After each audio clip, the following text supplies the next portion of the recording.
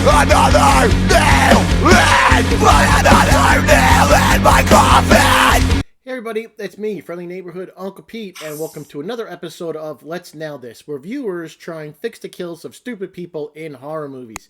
In my Nails in a Coffin series, I rate how well a person responds to a life-threatening situation. I use nails in a coffin as a rating system, so if the victim fights really hard, makes the right choices, they can get up to 4 nails. If the victim is really stupid, they make dumb decisions like just standing there, running upstairs instead of running outside. We've all seen it in horror movies. So if some person's really dumb in a horror movie, they can get 1 nail in the coffin.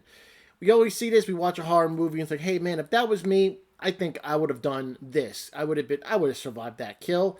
That's what we're kind of doing here with this, my Let's Nail This series. I've covered a bunch of movies and I rated a lot of victims, giving them 1 nail in the coffin because they were stupid. So in this series, I'm assigning people that want to volunteer a kill that I gave 1 nail in the coffin because of the stupid decisions. And they in turn get to tell me and the YouTube audience what they would have done if they were in the victim's position. Should be a lot of fun and should be a lot of, different ways we can get answers on what people would have done in certain situations. Just got to keep it based in reality. If you would like to participate in this, please shoot me an email. My email will be down in the link in the description. And I'll assign you a kill, and you can do a video, audio, or just send me an email, and I'll read it. It doesn't matter. It's just some fun way of interacting with fellow horror fans, and they can tell everybody else how they were to survive certain kills. In this episode, we have my very dear friend Shannon, and I assigned her Marion's death in Halloween Kills. If you've seen Halloween Kills, you know there's a ton of stupid decisions made by numerous victims in that movie. Out of all the movies I've covered on Nails in a Coffin, it had the lowest average overall because I gave a bunch of 0 nail kills. And I don't like doing that often, but in this situation with those kills, I think deserved 0 nails. But Marion, yeah, she got 1 nail in the coffin. She was in a car with Lindsay, Marcus, and Vanessa. They stopped by a playground to warn some kids of Michael. Lindsay is by the swings talking to those kids. They're a bunch of smart asses. They say they're waiting for their friend, but there's a weird guy in a white mask trying to scare them. They look over. It's Michael Myers. Who would have thought? He's holding the bloody mask of their friend, so they take off running. Marion is in the car with the other two. Michael climbs on top of the roof just like he did in the original Halloween. She starts shooting at anything that she can see, wasting all of her rounds. And then she accidentally locks the doors, trapping in Marcus and Vanessa. She doesn't know she runs out of bullets, so Michael opens the driver's side door. She really smugly goes, "This is for Dr. Loomis." Click. Oh shit, she's out of rounds. Michael climbs inside the car, stabs her, kills Marcus. Yeah, I gave her 1 nail in the coffin for being so stupid. She was firing blindly at nothing. She could have jumped out of the car with the gun. She could have driven away. She could have done a bunch of stuff other than just firing blindly, almost hitting Marcus and Vanessa a few times. Shooting at nothing. She didn't pay attention to anything really. She was just kind of in panic mode, but she was stupid, and you really can't be stupid in situations like that. I gave her 1 nail in the coffin. So I assigned Shannon this kill, so let's see what she says. Shannon, let's nail this. Oh, where to start for Marion? Maybe I'll start with, let's call it Guns 101. If you're going to fire a gun, you have to brace yourself for the kickback. Even a revolver like this, which is probably a .38, there'll still be kickback. So holding it and just wildly firing the bullet is not going to go anywhere where you would hope it to.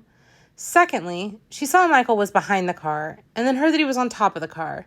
And so her first inclination was not to shoot through the roof, but instead was to shoot out the side windows when she heard a bang.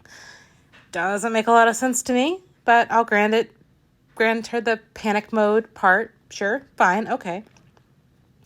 Now let's talk about wildly firing at both sounds on both sides of the windows. Again, I mean, I can understand panic and you're just trying to hit Michael, but if you can't see what you're going to be firing at, chances are you're not going to hit what you're trying to fire at. Okay, so we got that kind of cleared up. Secondly, now the door is open, he's approaching, and you pause long enough to say, "This is for Dr. Loomis." It's like the villain in a superhero movie when they start giving their big on and on speech, and that allows the superhero to defeat them. Same kind of principle, just shoot.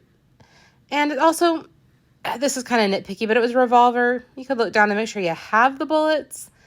And then she doesn't really do anything else. Like, at least throw it at him. I mean, that works in most, like, Magnum PI episodes. Hit him with it, throw it at him, something. But, again, I mean, she was trapped in a car, so I will say that that would take an element. But for me, I would definitely have waited until I clearly saw him to shoot, not just shooting at random sounds, banging on the windows. And secondly, yeah, I definitely would have braced my arm for the shot, so that way it would go straight and possibly not kill the two people in the backseat that were already terrified that I was going to shoot him anyway. But yeah, and then when he was approaching me, I probably would have kicked and thrown the gun at him even without bullets. I realize it probably wouldn't have done any damage, but maybe I could have gotten out the other side of the car. I mean, it is Michael, but still. Thanks a lot, Shannon. That was great. I really loved your response. I like what you also brought up, that, you know, she was just firing blindly. She should have braced herself for the shot. That way it actually would have went where she was shooting. She could have looked down the chambers to see that maybe she was out of rounds. And also you brought up how she even wasted time saying this is for Dr. Loomis when she just should have shot him the second that she thought she had a sight on him, you know, when he was center mass right there in front of him. She wasted time with a smug comment, and that happens all in movies. It always never works out well, you know. And yeah, she wasted time with that. And if she shot him right away, and even though it went click, she could have kicked him. She could have thrown a gun at his head and at least try and get out the other side of the car if she didn't lock everybody in. So that's the point, is you have to at least try. Maybe she would have been dead anyways. But all the points you brought up, it was at least something she could have done to try and not make it so easy for Michael to kill her. Because Michael, it was just way too easy, which is why I gave her one nail in the coffin. Shannon, I think you did awesome. You brought up different points on what she could have done and what she did wrong. So you showed why she deserved one nail in the coffin, but you also showed that if she did all those things that you mentioned, she definitely would get more nails in the coffin. So Shannon, I thought you did an awesome job. Let me know in the comments down below what you thought of Shannon's Let's Nail This. I thought she did fantastic. Thanks again. I'm having a ton of fun with this series. And again, if you want to participate, please send me an email. Link in the description. I'll assign you a kill because somebody was really stupid. They got one nail in the coffin. And just like Miss Shannon did, you can do an audio, video, email, and let everybody know what you would have done in that situation. Because you know what? There's a lot of stupid in horror movies. And I know we can fix a lot of these kills. So I'll see you here in 2 weeks for my next episode of Let's Nail This. I am your friendly neighborhood Uncle Pete, and remember, with great kills, there must also come great nails.